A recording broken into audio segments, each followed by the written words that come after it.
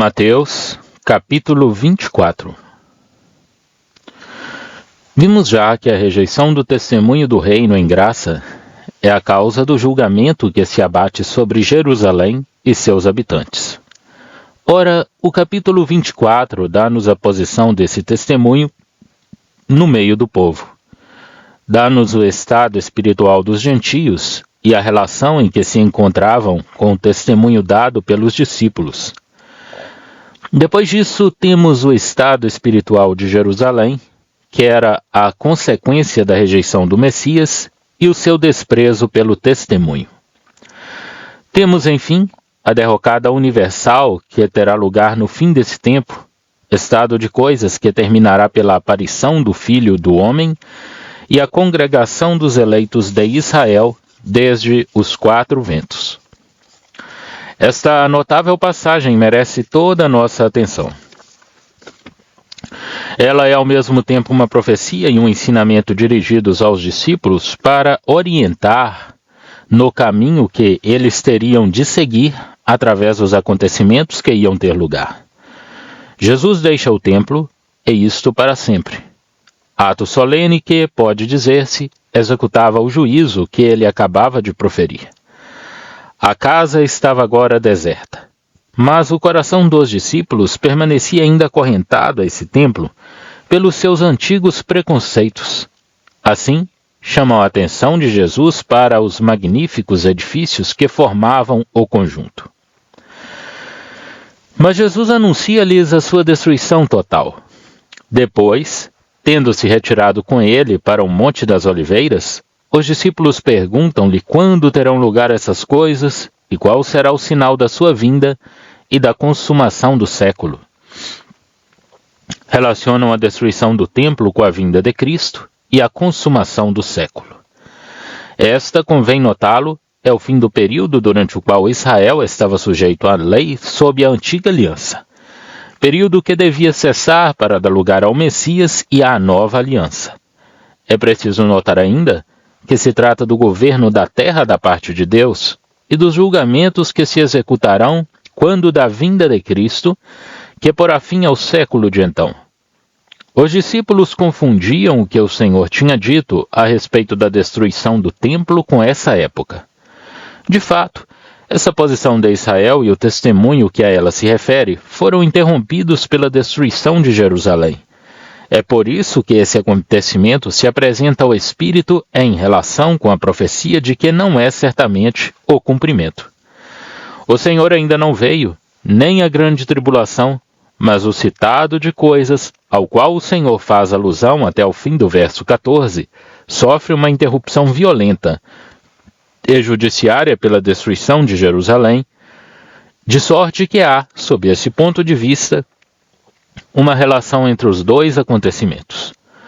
O Senhor trata do assunto do seu ponto de vista, quer dizer, do ponto de vista do testemunho que os discípulos deviam prestar em relação com os judeus, durante a sua ausência, e do ponto de vista da consumação do século. Nada acrescenta acerca da destruição de Jerusalém, que já tinha anunciado. O tempo da sua vinda era ocultado de propósito. Além disso, a destruição de Jerusalém por Tito pôs fim, com efeito, à posição que as instruções do Senhor tinham em vista. Já não existia nenhum testemunho reconhecível entre os judeus. Quando esta posição for assumida, a aplicabilidade da passagem se-lo-á também. Depois da destruição de Jerusalém, até esse momento, só a igreja é tida em consideração. O discurso do Senhor divide-se em três partes. Primeira, o estado geral dos discípulos e do mundo durante o tempo do testemunho, até o fim do verso 14. Segunda, o período caracterizado pelo fato de que a abominação da desolação é estabelecida no lugar santo, verso 15.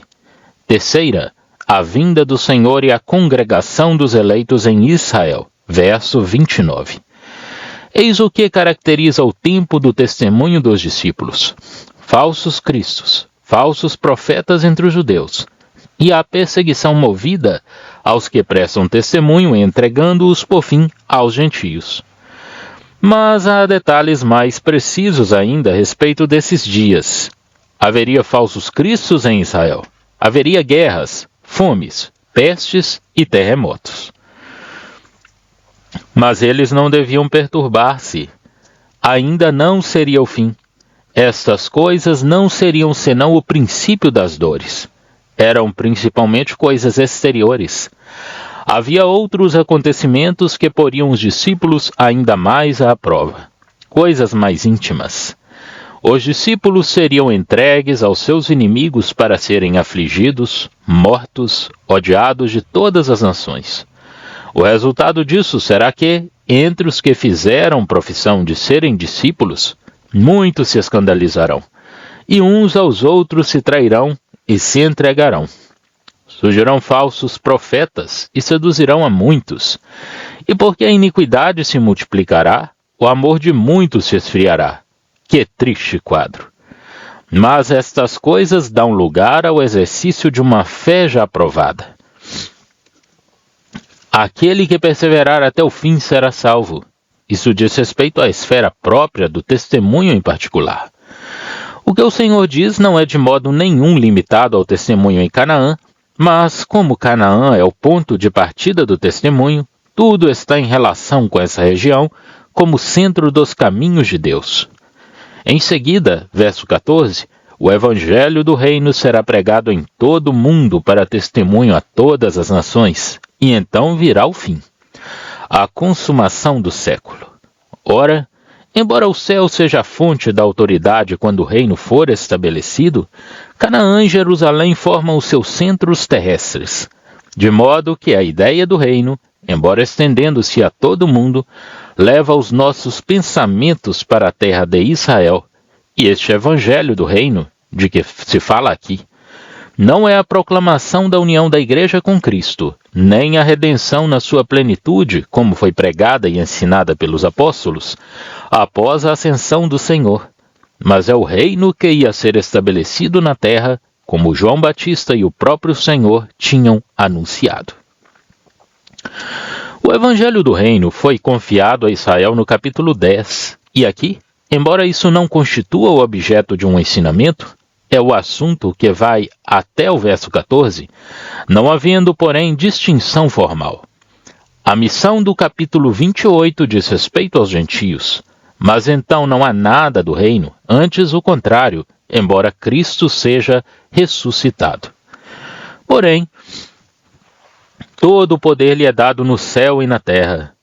O estabelecimento da autoridade universal de Cristo glorificado será pregado em todo o mundo, para pôr à prova a obediência dos discípulos e para fornecer o objeto da fé a todos aqueles que tinham ouvidos para ouvir. Eis, pois, a história geral do que se fará até o fim do século, sem entrar no assunto da proclamação que fundou a igreja propriamente dita. A destruição iminente de Jerusalém e a recusa dos judeus de aceitarem o evangelho fizeram com que Deus suscitasse um testemunho especial por intermédio de Paulo, sem anular a verdade do futuro reino. O que se segue demonstra que este estabelecimento do testemunho do reino terá lugar no fim, e que o testemunho chegará a todas as nações antes de vir o julgamento que porá fim ao século. Mas haverá um momento em que, dentro de uma determinada esfera, a saber, Jerusalém e seus arredores, se desencadeará um período especial de sofrimento com respeito ao testemunho em Israel. Falando da abominação que produz a desolação, o Senhor recorda-nos Daniel, a fim de podermos compreender o assunto de que ele fala.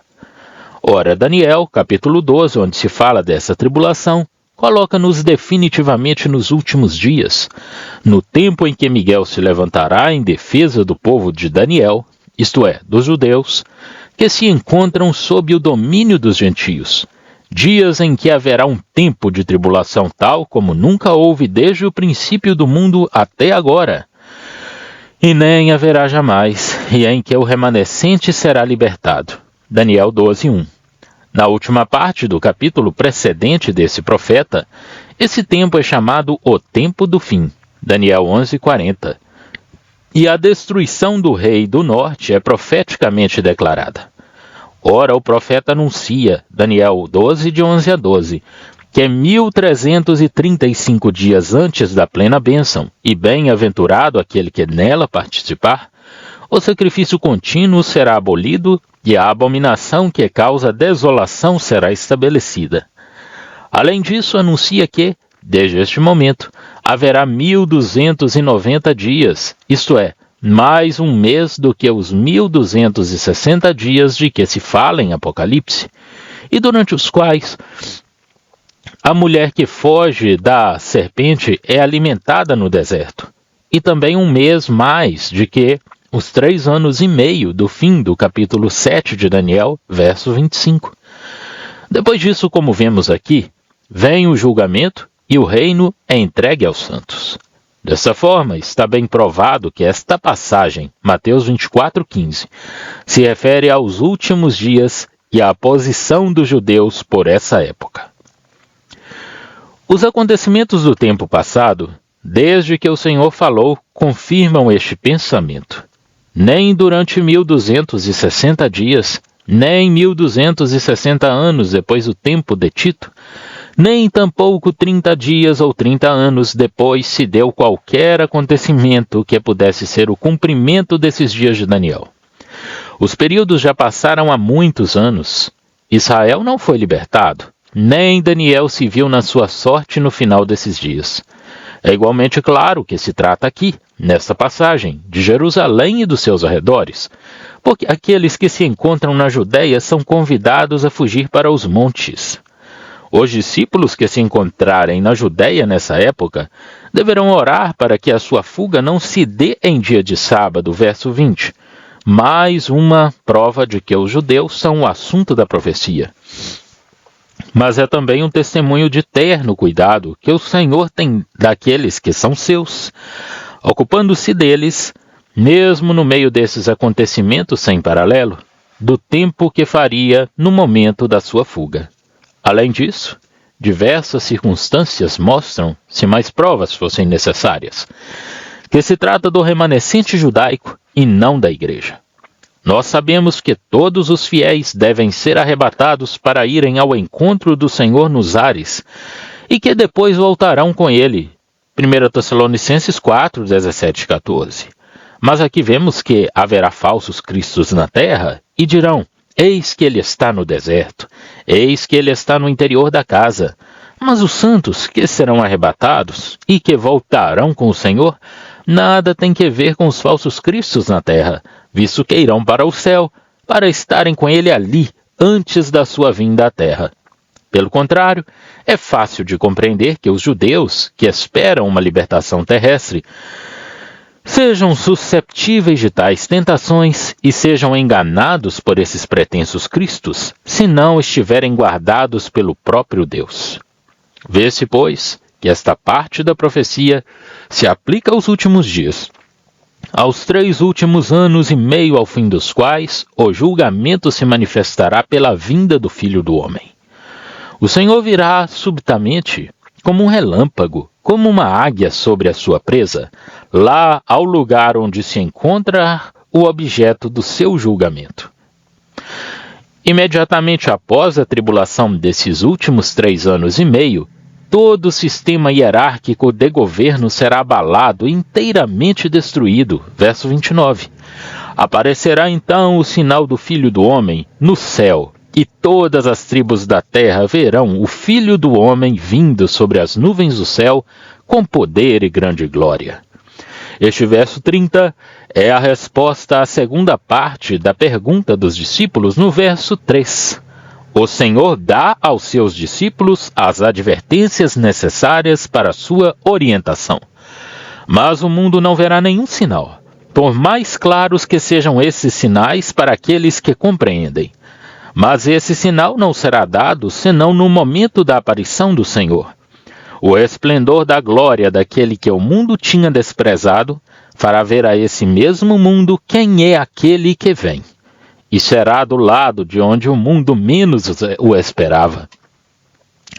Que terrível momento esse, quando, em vez do Messias que responderia ao seu orgulho terrestre, virem aparecer nos céus o Cristo que eles rejeitaram. Depois o Filho do Homem, assim vindo e manifestado, mandará os seus anjos ajuntar os seus escolhidos, desde os 4 ventos, de uma à outra extremidade dos céus. É isto que termina a história dos judeus e mesmo a de Israel, em resposta à pergunta dos discípulos, e manifesta os caminhos de Deus acerca do testemunho no meio do povo que eu tinha rejeitado, anunciando o tempo da sua profunda angústia e o julgamento que estalará no meio dessa cena, quando Jesus vier, sendo completa a subversão de todos os poderes, grandes e pequenos. O Senhor dá a história do testemunho em Israel, e a desse próprio povo, desde o momento de sua partida até a sua vinda. Mas o espaço de tempo durante o qual não haverá nem povo, nem templo, nem cidade, não é especificado. É isto que dá especial importância à tomada de Jerusalém. Não se fala diretamente aqui desse acontecimento. O Senhor não o descreve.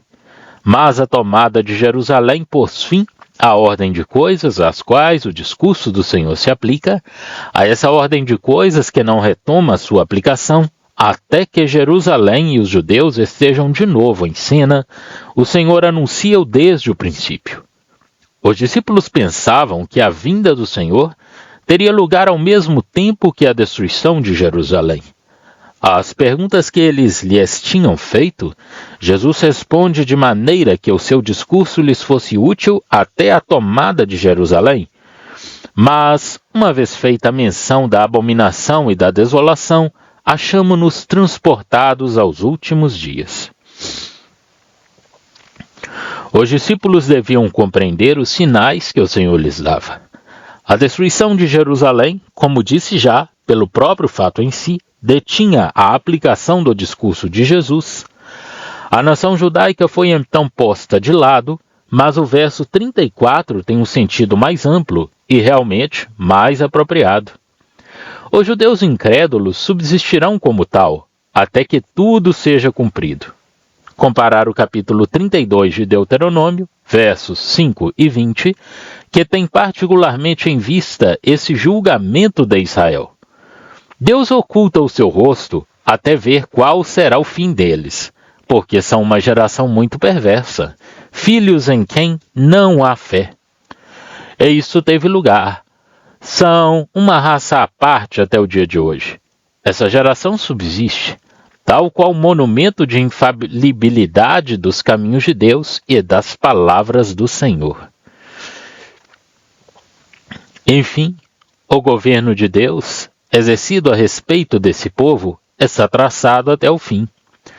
O Senhor vem e congrega os eleitos dispersos de Israel. Verso 31. A história profética continua no verso 31 do capítulo 25, que se liga ao verso 30 do capítulo 24.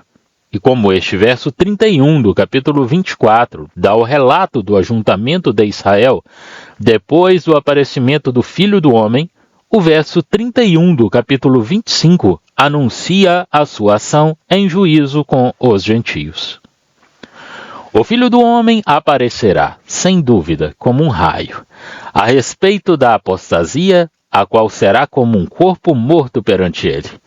Mas quando vier solenemente para tomar o seu lugar terrestre em glória, esse acontecimento não passará como um relâmpago. Assentar-se-á sobre o trono da sua glória, e todas as nações serão congregadas perante ele, assentado sobre o trono de juízo, e elas serão julgadas segundo a forma como trataram os mensageiros do reino que foram para lhe comunicar. Estes mensageiros são os irmãos de que se fala aqui, capítulo 25, verso 40. Os que os receberam são as ovelhas, 25 de 32 a 33. Os que negligenciaram a sua mensagem são os cabritos, 25, 32, 41 e seguintes. O relato, começando no verso 31 do capítulo 25, da separação das ovelhas e dos seus resultados, representa as nações que são julgadas sobre a terra, segundo o tratamento que deram a esses mensageiros. É o julgamento dos vivos, pelo menos no que concerne às nações, um juízo tão definitivo como o dos mortos. Não se trata aqui do juízo guerreiro de Cristo, como no capítulo 19 de Apocalipse. É uma sessão de seu supremo tribunal no seu direito de governar a terra, como em Apocalipse 24. Falo do princípio, ou antes o caráter do julgamento. Não tenho dúvidas de que esses irmãos são judeus, tal como eram os discípulos, quer dizer que se encontrarão numa posição semelhante quanto ao seu testemunho. Os gentios que tiverem recebido a sua mensagem serão aceites como se tivessem tratado Cristo da mesma maneira. O Pai tinha-lhes preparado o gozo do reino, e eles entram nele, embora estando sobre a terra, porque Cristo tinha vindo no poder da vida eterna. Não há nenhuma razão possível para aplicar esta parábola àquilo que se chama julgamento geral, expressão absolutamente contrária à Escritura. Em primeiro lugar, há 3 espécies de personagens, e não simplesmente 2: os cabritos, as ovelhas e os irmãos. Em seguida vem o julgamento só dos gentios. Aliás, a causa do julgamento é totalmente inaplicável à própria grande massa destes últimos. A causa do julgamento é a maneira como os irmãos foram recebidos. Ora, durante longos séculos, nenhum foi enviado à imensa maioria dos gentios. Deus não teve em consideração os tempos dessa ignorância, e no início da Epístola aos Romanos é indicada outra causa do seu julgamento. Tratou-se já dos cristãos e dos judeus no capítulo 24, e na primeira parte do capítulo 25. São justamente aqueles que o Senhor encontrará sobre a terra quando da sua vinda, e que serão julgados segundo a maneira como tiverem recebido os mensageiros que ele lhes tiver enviado. Passei de momento sobre a parte compreendida entre o capítulo 24, 31 e o capítulo 25, 31, porque a parte final deste último capítulo é o complemento de tudo que se refere ao governo e ao julgamento da terra.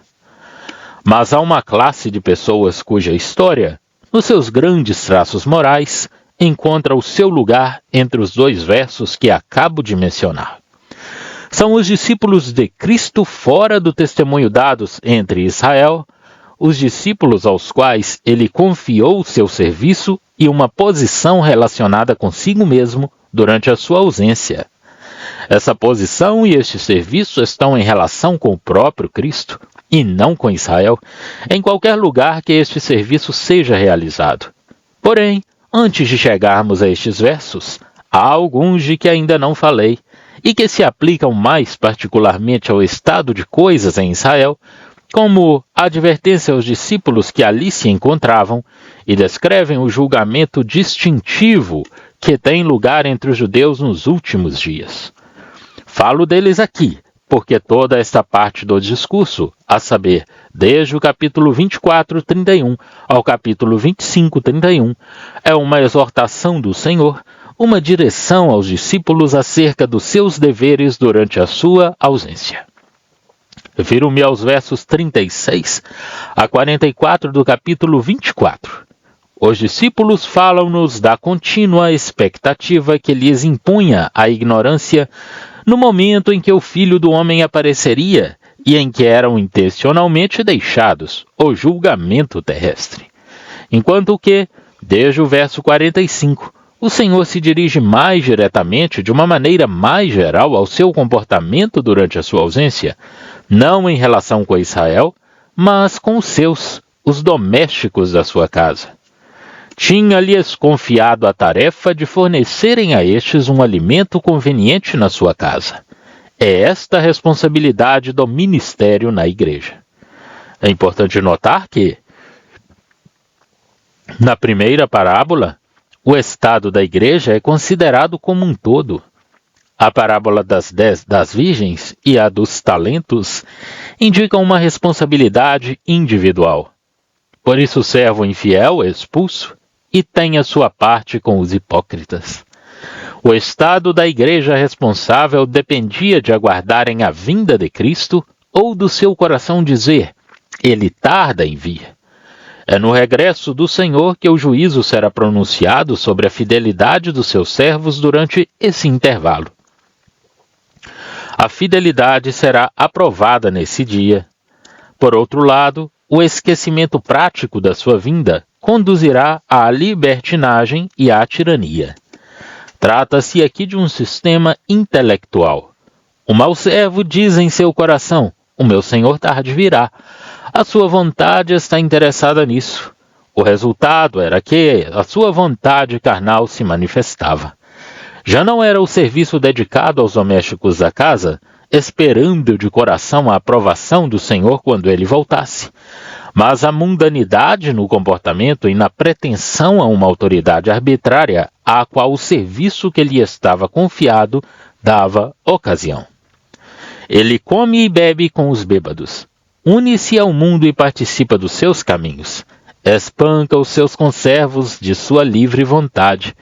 Eis aonde se chega quando se esquece deliberadamente a vinda de Jesus durante a sua ausência, e se considera a igreja como estabelecida no mundo. Em vez do serviço fiel, encontra-se a tirania e o mundanismo. E não é exato este quadro?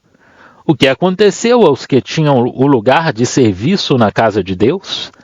Eis as consequências, em qualquer dos casos. O servo fiel que, por amor e devoção ao seu mestre, se dedicou ao bem-estar da sua casa, será, quando do regresso do seu senhor, estabelecido sobre todos os seus bens. Aqueles que tiverem sido fiéis no exercício da casa serão colocados sobre todas as coisas pelo Senhor, enquanto ele tomar o seu lugar de poder e atuar como rei. Todas as coisas são entregues a Jesus pelo Pai. Aqueles que, em humildade, tiverem sido fiéis no seu serviço durante a sua ausência, serão estabelecidos sobre tudo o que lhe foi confiado, isto é, sobre todas as coisas. Elas não são outra coisa senão os bens de Jesus. Por outro lado, aquele que durante a ausência do Senhor se arrogou o lugar de mestre e se deixou conduzir pelo espírito da carne e do mundo ao qual estará unido, não será tratado somente como o mundo. O seu Senhor virá inesperadamente e ele receberá o castigo dos hipócritas. Que sublime lição esta para todos aqueles que se atribuem um lugar de serviço na igreja. E é de notar aqui que não nos é dito que o servo mau se tenha embriagado, mas que come e bebe com os que o fazem. Ele alia-se ao mundo e segue os seus hábitos. De resto, por muito mal que seja o coração do servo malvado, este é o aspecto geral que tomará o reino nesse dia. O esposo tardará com efeito, e as consequências que daí se poderão esperar do coração do homem não deixarão de se realizar.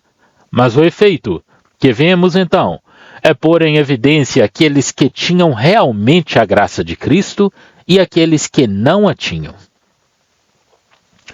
Como é solene o testemunho prestado aqui ao efeito produzido pela perda da parte da igreja, da espera atual, do regresso do Senhor. Isso faz com que a igreja professante corra para a opressão hierárquica e para o mundanismo, de modo a, no fim, ser contada como hipócrita. Ela diz em seu coração: o meu Senhor tarda em vir, renunciando assim à espera presente. É o que tem dado origem à sua ruína espiritual. A verdadeira posição cristã foi perdida quando foi posta de lado a vinda do Senhor. E note-se que, embora o homem se encontre nesse estado, é considerado como servo responsável.